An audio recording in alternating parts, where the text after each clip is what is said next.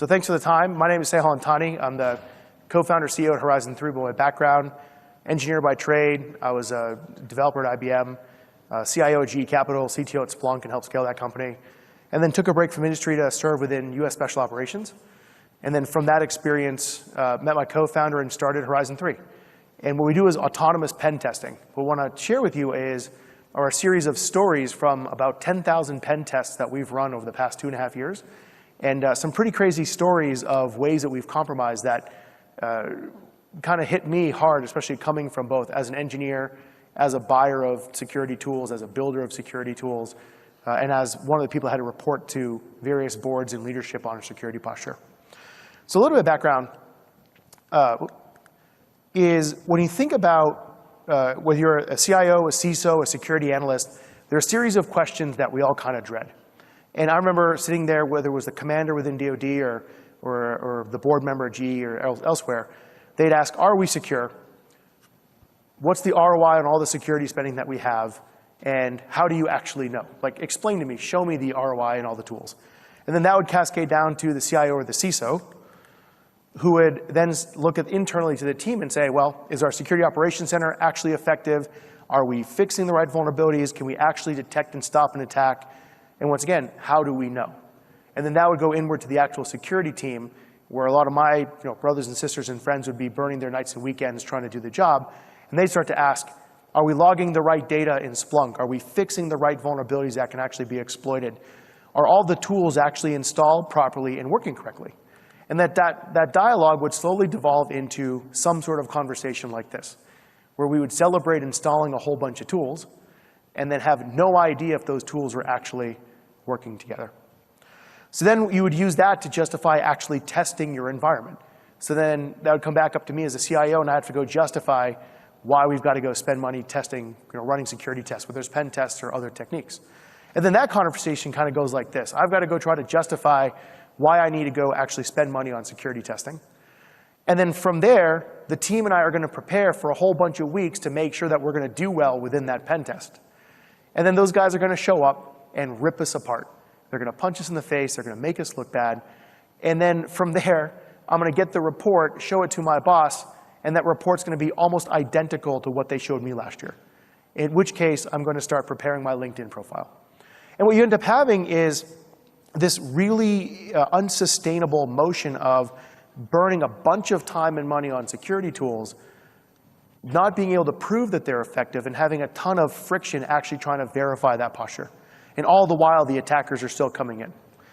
And this is really something that I set off on a mission to go off and solve, once again, having been a practitioner. So when I tried to solve that, prior to the company, back when I was a CIO, as I said, and other jobs, I started using vulnerability scanners to begin with. And the problem with vuln scanners is you're going to get 100,000 findings from Qualys. Of those 100,000 findings, maybe 5 or 10 can actually be exploited. And of those 5 or 10, even a subset of those are actually super important. Then I try to layer, and then the other thing with vuln scanners is it can't show you how a problem from machine 1 can be combined with a problem from machine 2 to lead to like a domain compromise. They only look at machines in isolation, so you can't chain across boxes. And we know that's what attackers do. So then I started to layer my vuln program with pen testers. And when you've got 5,000, 10,000, 100,000 hosts, having humans come in and test at scale just doesn't work. It's not very cost effective. And so you end up having to decide what to test and what not to test. And then as you find these problems, you end up taking time to remediate, but you lack the skills to re-attack to verify that the remediation was effective. So what you end up having are these incomplete snapshots and really big lag times between the find cycle and the verify cycle. And then I tried to narrow that gap.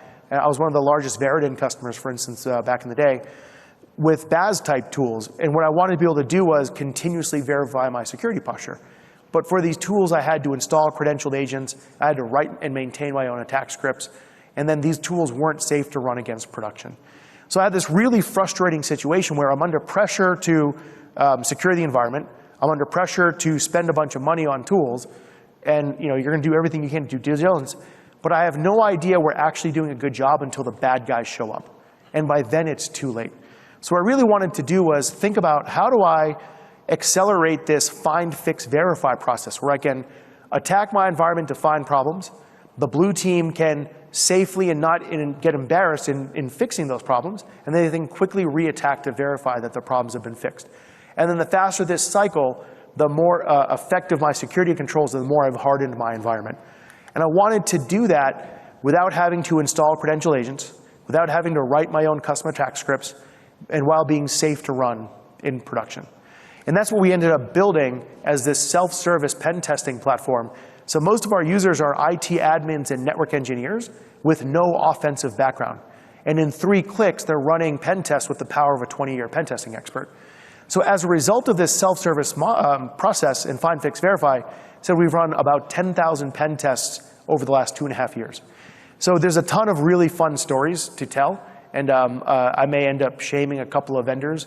And for me, what's enjoyable, and I was talking to a colleague, I kind of want to take selfies in front of all the vendor booths in the expo center that I know we've ripped apart because their tools just don't work. But that might be a bit crass and might get me sued for libel, but we'll see how that goes. But here's a few stories. But before that, does that kind of context and pain align with the challenges you guys are facing? This idea of you don't know that all the tools or processes are actually working until the bad guys show up? Kind of a north-south. Cool. All right, so I'm going to tell 5 stories. The first story is my EDR should have caught that. And what you're going to find in each of these stories is that the customer did the right thing. They bought the right products. They had the right processes in place. So in this case, this is an internal infrastructure pen test so that they assume the attacker has gained initial access, and they've provided initial access on a single machine. And from that single machine, the pen testing platform automatically conducts reconnaissance, does discovery, and enumerates, in this case, about 5,000 hosts that were network reachable from that spot. And then it organizes all of that data into a knowledge graph that represents the cyber terrain it's discovered. Every host, port, service, credential, and so on. Now, this particular customer had Fortinet installed across all of their boxes. So they did the right thing. Except Fortinet wasn't properly installed on a few machines. And so as you do the fingerprinting and you recognize that you can do things like code execution, in this case, we were able to get code execution through an SMB vulnerability on that box. And because Fortinet wasn't installed correctly, it didn't stop or block or detect us in any way. Once you've got code execution on that box, we're able to dump LSASS and get the credentials. And then from those credentials, start to reuse them to move to the machine next door. So we grab credentials from machine 1, and now we can log into any machine that's got an EDR or AV program in place because we look like a valid user. We've got a valid user ID credential pair to be able to go off and log in. And as we went off and did this, not a single security alert got triggered within their environment. So at the end of these stories is kind of a WTF moment for me, is that having been a builder of security products, a buyer of security products, and the person that had to report.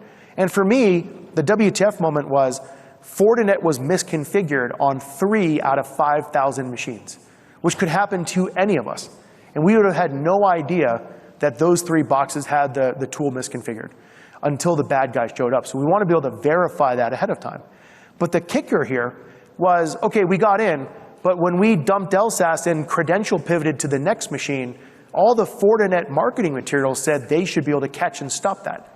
So now the customer says, Fortinet to their rep, hey, why didn't you stop this thing? Your brochure literally says you can stop credential pivoting right there. And the awkward conversation became, well, you didn't buy the right modules from us. And that became a very uncomfortable conversation between Fortinet, the vendor, and the customer. But at the end of the day, whether they bought the right modules or not doesn't matter.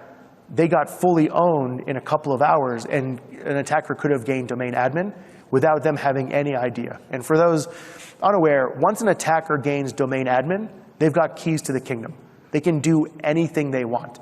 Change passwords, create new service accounts, deeply burrow in your environment, and so on. And so really the net of it is, the EDR should have been able to catch this. They should have been able to detect credential pivoting, and they should have been able to stop and stifle this attack. After they ran us and found this, they realized, well, let's go fix all the misconfigured Fortinet boxes and better standardize the install scripts to make sure that it's configured correctly. And then the second thing was start to do more investment in credential pivoting type detections. And that's including additional features on the Fortinet product and other things like that. So I'll stop there. I should have asked up front, are anyone in here Fortinet customers? Anyone work at Fortinet? All right, that would have been awkward. But once again, a story out of 5. Another story that we went through here is, I thought I patched that. And this one was really painful for us to go through with the customer. And the style that we have with our customers, because we've all been practitioners, right? I mean, I've burned lots of nights and weekends and vacations dealing with breaches or securing the environment or, bringing systems back online. So we do this in a way to constructively help the customer improve their posture versus trying to embarrass them. And what's really helpful here is because these are self-service, they're able to run the pen test themselves and not have to worry about showing embarrassing reports up right away, but rather fix the problems and then highlight, we found an issue, we fixed it in a day, here is proof that we fixed it, we're good to go. You're able to actually show your proactiveness in your security posture. But in this one, what was really tough is this customer did all the right things. Healthcare company, large environment, 10,000 hosts, and they were really good at patching. Just probably one of the best patching processes that I had seen in any environment, something I wish I had at GE and elsewhere. And they had Cylance for their antivirus and Qualys for their vulnerability management and reporting. So once again, internal pen test, so they assume the attacker can get in from that single machine of initial access. What happens is we immediately discover the domain controller. And from that domain controller, we're able to fingerprint and determine that it's exploitable to zero logon. So for those that don't remember, zero logon was a pretty nasty, critical vulnerability that could be exploited with a single line. So trivial to exploit, gives immediate domain admin rights to the attacker, and you wanted to fix that as soon as possible. So we show this, hey, you guys are susceptible to zero logon. And they come back and say, absolutely not. Here are the Qualys reports that say zero logon has been patched on those machines. This is a false positive. But within the product, you can actually pull out the attacker command. So they copied and pasted that command, and sure enough, they popped their DC and showed zero logon was exploitable. So now this is interesting. Why is Qualys saying that they're patched? Well, as we helped them understand what went on, it turned out that the zero logon patch had 2 steps. Step 1 was essentially to update the registry files to say the patch has been applied. And then step 2 was to apply the binary itself. Well, in step 2, Cylance blocked the binary from applying. So now the registries are updated, but the binary hasn't been changed. And Qualys only looks at the registry. They don't actually exploit.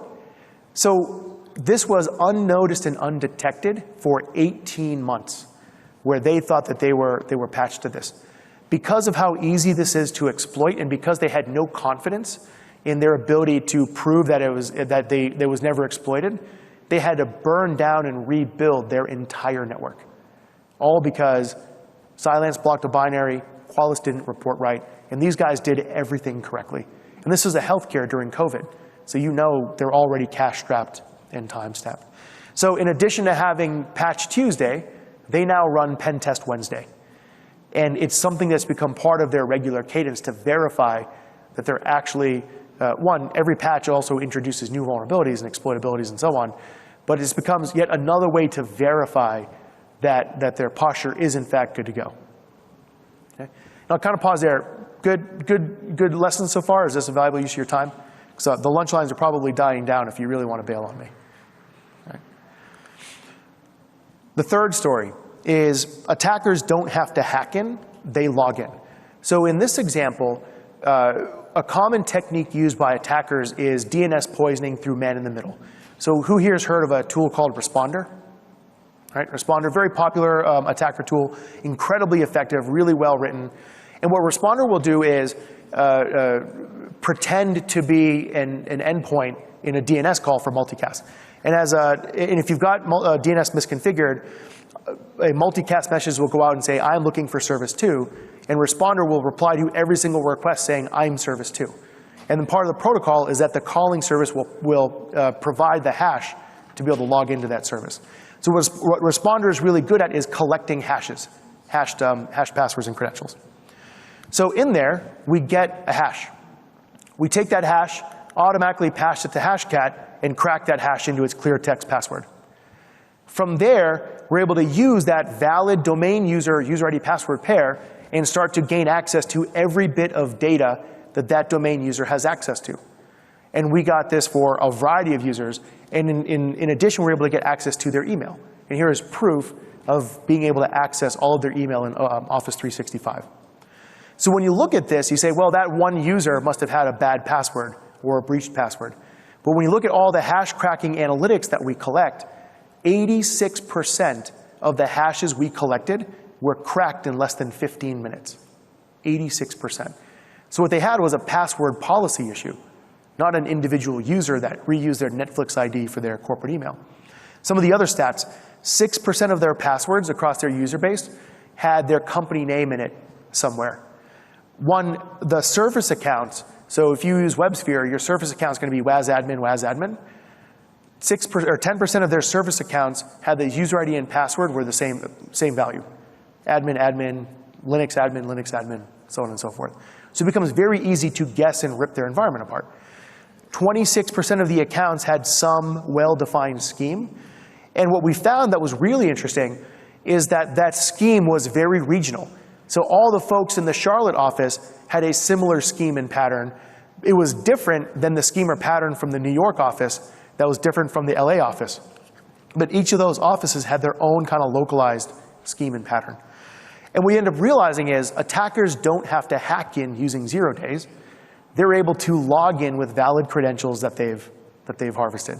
And we've been in, some of us in the room have been in very sensitive environments, and we all kind of know the default password is 1Q, AZ, 2 WSX, shift, so on and so forth. And most people don't change that. And this becomes a pretty common attack vector where you don't need some 0 day that's on the dark web to get in. You're going to just log in as an attacker. The fourth story here was becoming AWS admin. And what was really interesting is this is a hybrid customer. So they had on-prem and AWS. So they run an internal pen test. They give initial access. NodeZero enumerates about 2,000 hosts that were network reachable from that location. From there, it builds out the knowledge graph that represents the cyber terrain. And it finds that the HP ILO service is exploitable. So who here has heard of ILO, Integrated Lights Out? Who here has Integrated Lights Out running in their environment? So the issue with ILO is it's a unique OS. So you don't usually have it instrumented in any way. You don't have Splunk forwarders on it or collectors. You don't have EDR services running on it. Most people don't, at least. Hopefully you do. So because ILO was there, it was exploitable, and we're able to get code execution on that box. From there, we dumped all the credentials and then reuse those credentials to log into the Windows machine next door. From that Windows machine, we pilfered the file system and found a credentials file on a shared drive that domain user had access to. That credentials file turned out to be the AWS admin credential file. And then from there, we were able to log in as admin on the AWS side of the house. What's amazing is this was buried across 2,000 hosts. That's what the graphic was supposed to look like. This was buried across 2,000 hosts, chaining these things together. Even if you were a highly experienced pen tester, all 2,000 hosts would have had to be in scope for the most part. And this is a lot of work to go off and find. So this was 2,000 hosts. We were able to chain this together in less than 2 hours. And the total pen test, this amongst a whole bunch of other problems that were found. But what was amazing here is not a single security alert was triggered in their environment.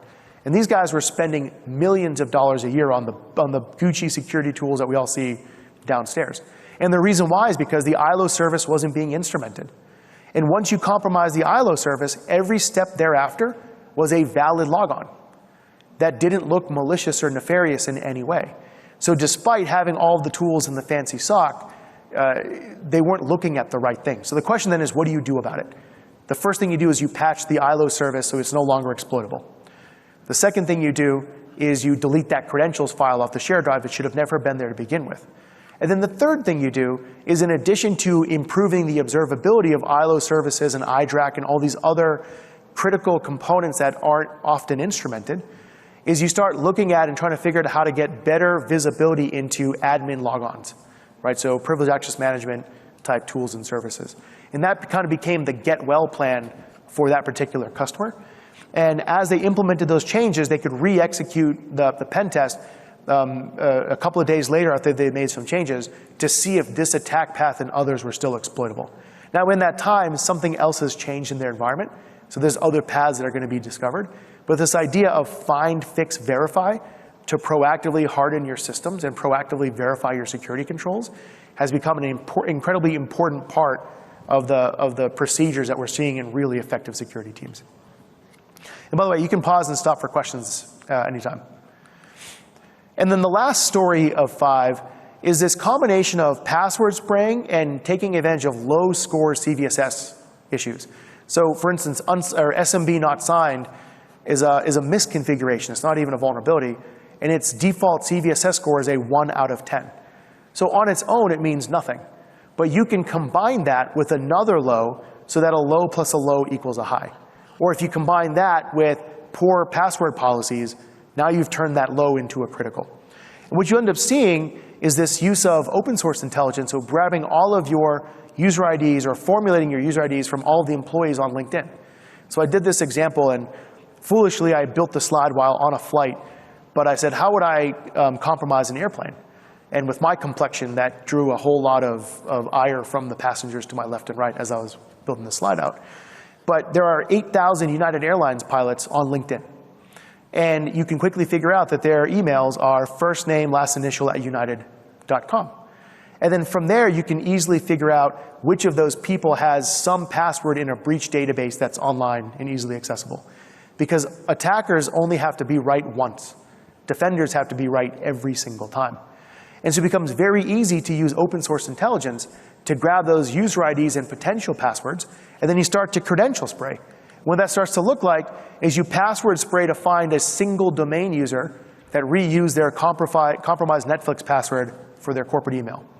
And then from there, in most cases, the domain user is also local admin on the machine, on that Windows box or your laptop.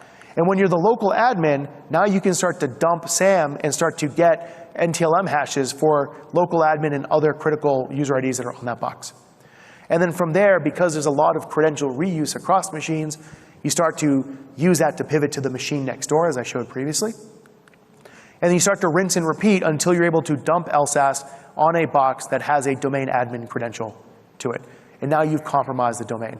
And it said, in each of these cases, rarely is a security alert actually triggered despite buying all those tools. And when you look at why is it that these attacks succeed, there are a few common issues across customers. The first is they've got very poor password policies that are already in place. So having the company name as part of the password is a big issue, amongst a whole bunch of other things. The second thing is the least access privilege best practices aren't implemented or aren't implemented consistently. Because once again, all it takes is one privileged user account to be compromised to give the attacker the leverage that they need to expand. The third thing is oftentimes the AD groups are too permissive, where the domain user is also the local admin. Because once you've got a domain user compromised, which is not very difficult to do, and you get local admin on the box, now you can dump LSAS through a variety of techniques and get all the user IDs and passwords that are in the LSAS cache. And now from there, you've got hundreds of credentials that you've harvested that you can combine and chain together with other misconfigurations. Oftentimes, antivirus is failing to detect that LSAS dump, either because it's misconfigured or it's not actually that good, or it was unhooked in some interesting way, which once again, not all that difficult to go off and do. And the other part is, as we saw, and I saw this firsthand, these security products are insanely difficult to configure and install and verify. So it's really easy to misconfigure your security tool, so when you think you're safe, you don't actually know you're safe. And then finally, just like HP ILO, those critical services are rarely patched because they're too dangerous. The window to patch them is very limited, where you can't patch until after the quarter has closed and the books have been reconciled, or whatever other constraints you've got within your environment. So that is what ends up creating the requirements necessary to take over an environment. And then for me, the WTF experience across 10,000 pen tests was not a single instance where we ran a pen test did a user behavior analytics tool detect and stop our lateral movement or our credential pivoting. When I was at Splunk, I was involved in acquiring Caspita, which was the UBA tool there. And there's a lot of optimism in that end user behavior analytics product category. But the reality is, the data required by these tools has to be so pristine for them to be effective that rarely are they in an environment where the data is good enough for them to use. So as a result, when NodeZero our product is validly logging in through credential coding from one machine to another, these UBA tools were installed in those environments, and they never detected it. So when I think about a cache cruncher, if I've got to free up budget, the first tool I would get rid of is a UBA tool. I just don't, unless you're in a cloud-native environment with pristine logging in place, I've yet to see them actually be effective in a real attack in detecting and stopping any sort of lateral movement or credential pivoting. Coming from a guy that helped approve spending $100 million, $200 million bucks on a product to buy them out. The second thing is, many of our customers use MSSPs. Dell SecureWorks, as an example, took 7 hours to detect and respond to a pen test that was initiated. And our NodeZero pen tests are not stealthy and evasive. They are bonfires in a public square. And the pen test took less than 2 hours to start and complete. No joke, 7 hours after that, the IT director got a generic email saying, we detect some potential malicious activity, please call us. Well, yeah, of course, 7 hours later, you've violated the SLA. And we see this often where even the MSSPs, there's no way to effectively audit them, but that's becoming an interesting use case of audit your SOC, measure how long it took to detect and respond and stifle, audit your MSSP, and see are they meeting their SLAs or not. And if they're not, that gives you leverage to negotiate better terms and conditions with them and get service credits and other things like that. Because now you can authoritatively measure their response time. And then the third thing, and this was especially surprising to me, is it was a bank that did everything right, millions of dollars in security tools, checked all the boxes. In 7 minutes and 19 seconds, NodeZero went from an unauthenticated user on the network to domain admin. 7 minutes. In that time, while there were security alerts triggered, humans did not have enough experience or understanding of the process to do anything about it. So when you think about attackers evolving their tactics, if it took me 7 minutes today as a good guy, as my algorithms get smarter with every pen test we run, it'll take maybe 3 minutes in a year, or maybe a minute in a year. In a minute, can a human defender characterize the risk, understand what actions to take, get approval to execute those actions, and properly stifle the attack? No. Humans become the bottleneck in that scenario. So what you're going to see, I think, are these blitzkrieg type, high-speed, high-impact attacks by attackers, where in less than a minute they're at domain admin. And once you're in domain admin, you just lock everybody out of their machines. And now there's nothing they can do to come in. So if it took me 7 minutes now, and I absolutely see a path to that being less than 60 seconds, and I'm the good guy, the attackers are equal to or not that far behind what we're doing in this space. So those are 5 stories, and I'm going to provide a little bit more beyond that. But before I do that, just some feedback. Did you guys find those stories interesting? Cool. I didn't get as many laughs from the memes as I expected, so I'm going to have to up my meme game a bit here. But hopefully this is a good use of your time. The other interesting thing is Log4Shell. So when you think about Log4Shell 9 months ago or so when it came out, I mean, this was a pretty massive problem for anybody that uses Java-based applications. And when you think about Log4Shell, all it takes is a simple JNDI or a simple command to get the JNDI callbacks and poison an environment. When you look at our pen tests, even now, 6 to 9 months later, almost 25% of our customer infrastructure is still susceptible to Log4Shell, 6 to 9 months later. And it's holding steady at that 20 to 25% mark, which means that this is a vulnerability that's going to be with us for a very long time. And what makes it dangerous is all it takes is that command to take over, to become domain admin basically within your environment, or to at least get to a incredibly valuable place in the infrastructure from there to be able to elevate privileges. That's it, just that command. And you run that command against Elasticsearch, VMware vCenter, Tomcat, all of which are components that you either use explicitly or are embedded in products that you use, and the attacker's got a foothold. And from that foothold, as we saw, they're going to chain together different techniques to take over the environment. So I was still quite surprised that 25% of our customers, of our pen tests, are still finding and exploiting successfully Log4Shell style attacks. And every single month, more products are being identified that have Log4Shell buried within them. And once again, these products are oftentimes positioned in parts of the infrastructure that aren't easy to patch. So what do you do about it? How do you detect it? How do you stifle it? And so on. Some feedback. That 25% number, was that what you would expect to see 9 months after, or higher or lower? Higher? Lower than that? Yeah, I was quite shocked by that. We've got a pretty good blog post that kind of walks through the analysis of even how to exploit it, how to detect it, and so on. So the point is, of those 5 stories, all of those techniques are techniques you're going to use after the attacker has leveraged Log4Shell to get initial access. So the other part is, you can no longer safely defend the perimeter. You still have to, but you should assume the attacker is going to get in, and now what? Once they're in, what can they do, and how are they going to chain together credentials, misconfigs, dangerous product defaults, and CVEs to become domain admin in the environment? And the reason why that's especially lucrative for attackers is back to, with my CIO hat on, we would buy all of these tools and build our defense in-depth strategy, but the reality is these tools weren't designed to work together. So as customers start self-service running pen tests, they start asking themselves a few questions. Did they detect us? Did they log the event? Did they alert on any of the events? And did they stop the pen test from actually completing? Usually the answer is, no, they didn't stop us. We achieved critical impact and got domain admin. But the question is, was there any indicators of compromise buried within their tools? And if there were, well, why didn't they surface, and how do you reevaluate your monitoring and alerting and correlations? If you didn't detect us or alert us in any way, what are your logging blind spots? So an interesting thing that our customers started to do, and actually before that, and when you think about the techniques that are used, you can do a quick scan of the techniques on the left there. We're not doing 0 days. These are N days chaining together misconfigurations, dangerous defaults, and so on. Credential reuse, man-in-the-middle relay type attacks, weaker default credentials on components that aren't easily patched or updated.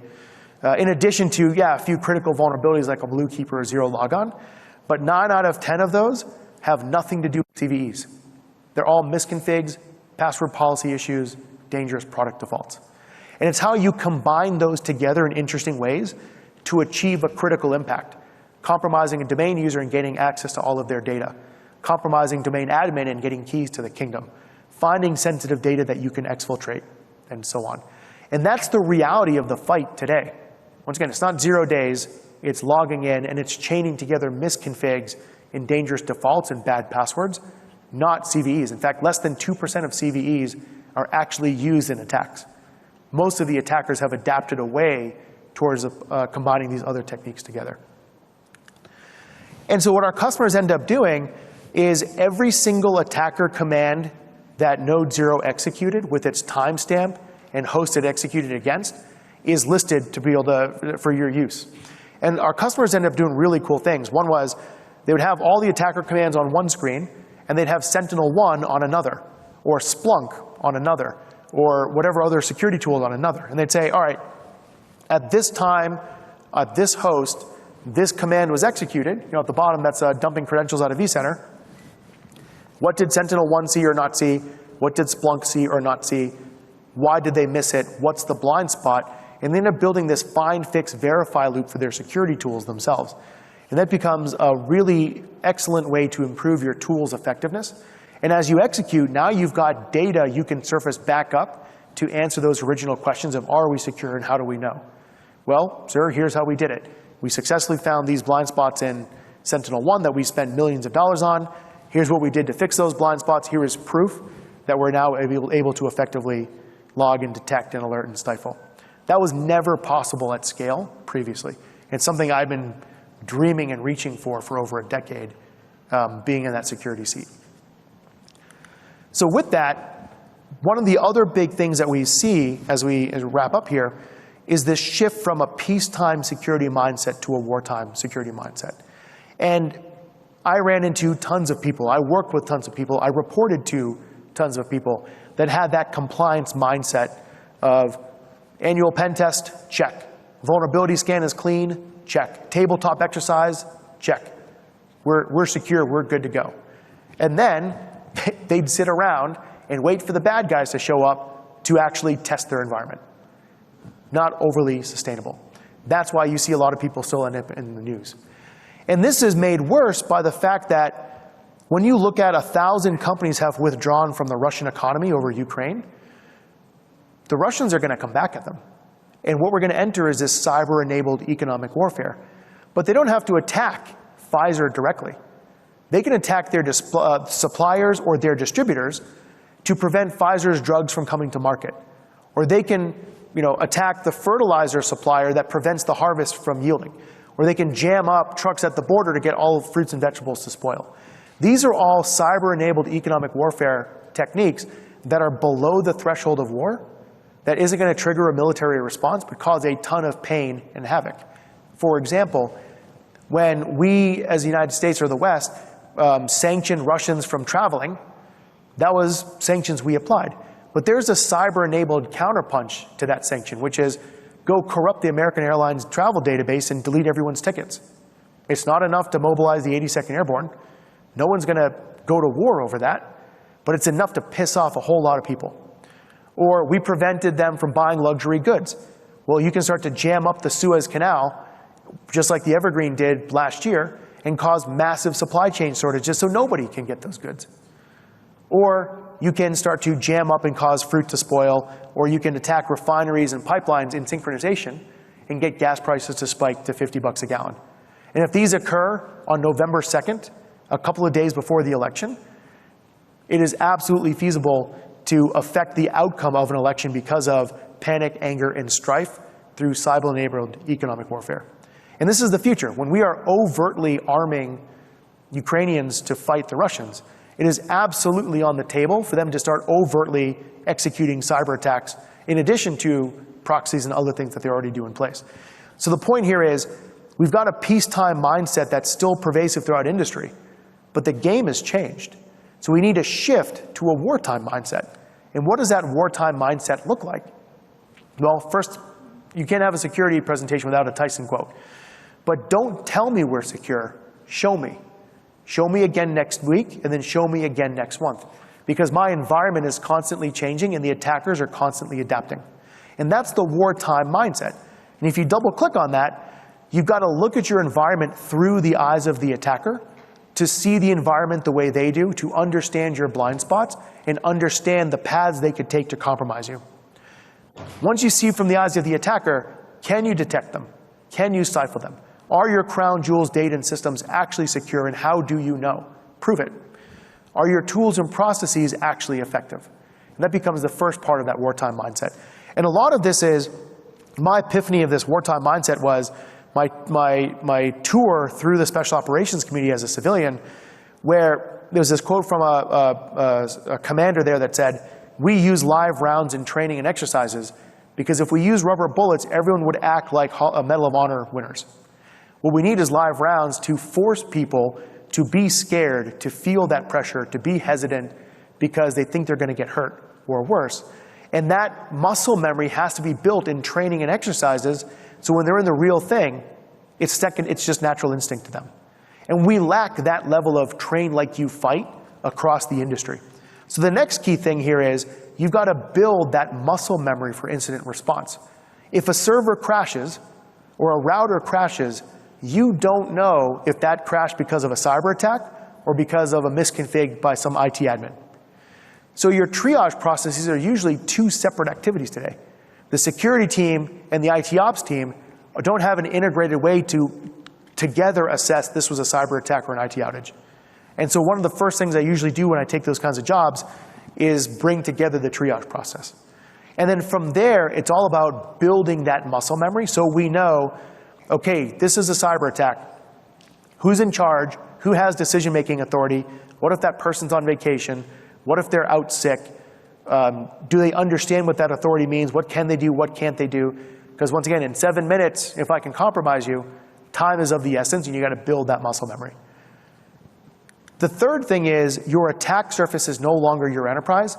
It includes your suppliers. It includes your distributors. But step one is get the red team and the blue team to stop hating each other and build this proactive systems, cyber resilience and systems hardening and security controls. And get to that purple team culture. If someone's selling you a purple teaming product, it is marketing. Purple teaming is a culture and a relationship between the red and the blue team, not a widget that you buy. And it's about the red team not embarrassing the blue team. It's about the blue team trusting the red team's findings are real and exploitable and getting them to sit in a room and actually find, fix, verify together. That's one of the first things that I did when I took over the CIO job, and then also my time in DoD, was I took the red team and the blue team and I put them in one conference room. And I forced them to work together and build those relationships. And the other part is you've got to create similar relationships with your suppliers, with your distributors, and eventually get the information sharing and analysis centers, the various ISACs, to be more than group meetings and group therapy, and actually get them to be more operationally enabling to that collaboration across, whether it's a region, a vertical, or a value chain. And I'll leave you with this. So, we got to shift from a peacetime mindset to a wartime mindset. Times have changed. All of this is also occurring in parallel with the economy being in questionable effectiveness at the moment, right? Are we in a recession? Are we not in a recession? But what do we think is going to happen to budgets and security budgets over the next 12 to 18 months? Because that's going to affect our ability to solve these problems. And there's a few things that I've seen pretty consistently. The first is CIOs are going to be under a ton of pressure to extract more value from the tools they've already purchased. And security effectiveness is going to become a really important initiative across CIOs and CISOs over the next 12 to 18 months. The second thing is I think it's going to be way more difficult to justify ripping and replacing existing tools. So when I was at Splunk, Elastic would come in and try to rip and replace us out, and we do the same to them, and it's all great competition. But I think those kinds of projects are going to be really hard to justify if there are cash sensitivity issues because of a recession. And so I think the incumbents are going to maintain their presence, and it's about getting the value out of them. I think the other part is we're going to see more hiring freezes across the board, which means that we already have short-staffed security teams, and they're going to be asked to do more with the same amount of people, which is going to put a lot of pressure to get better at prioritization and get better at automation, because you need that force multiplier to be able to get more out of the people that you have. And I don't think you see job cuts in cybersecurity. I just think you see hiring freezes or hiring slowdowns. And as a result, you're going to have a bunch of open headcount that you can't fill. And then finally, I think what we're going to see is, let's take an example of Wiz versus Prisma Cloud. When I was at GE, we were a huge Palo Alto Networks customer, huge IBM customer, all these big vendors. And what they do is they use ELAs, enterprise licenses, to stuff their product into it. And they give you massive discounts.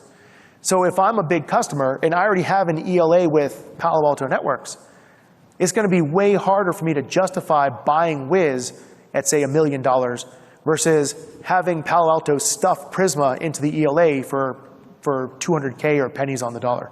So I think what you're going to see is a lot of ELA stuffing by the bigger vendors, which in many ways is going to stifle innovative startups from being able to get into those shops, especially when they're trying to go after these larger enterprises. And so I think that's going to have a profound effect on what we see downstairs, because if you're price sensitive, ELA stuffing was, when I was at IBM, that was a great tactic that we used. And then finally, I think what we're going to see as M&A picks up and vendor risk management processes start to fail is a lot tougher vendor risk management and cyber due diligence type processes get implemented.